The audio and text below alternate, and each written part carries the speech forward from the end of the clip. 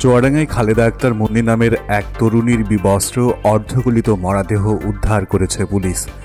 বৃহস্পতিবার সকাল ৯টার দিকে চুয়াডাঙ্গা সদর উপজেলার হাজরাহাটি বোয়ালমারী মাঠের একটি পান বরজ থেকে ওই তরুণীর মরদেহ উদ্ধার করে চুয়াডাঙ্গা সদর থানা পুলিশ। ঘটনার পরপরই চুয়াডাঙ্গার অতিরিক্ত পুলিশ সুপার সদর সার্কেল আনিসুজ্জামান সহ সিআইডির ক্রাইম সিনের সদস্যরা ঘটনাস্থল পরিদর্শন করেন।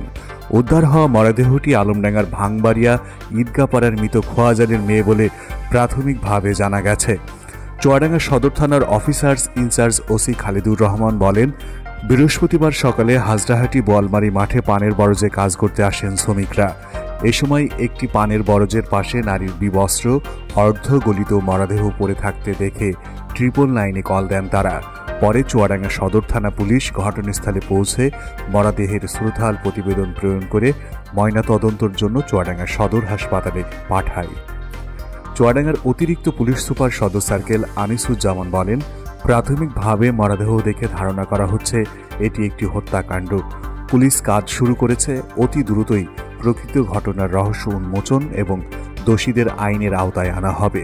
উল্লেখ্য, গত ৯ নভেম্বর শনিবার বাড়ি থেকে বের হয়ে আর বাড়ি ফেরেনি খালেদা আক্তার মুন্নি। ৩ বোনের মধ্যে মুন্নি ছিল সবার ছোট।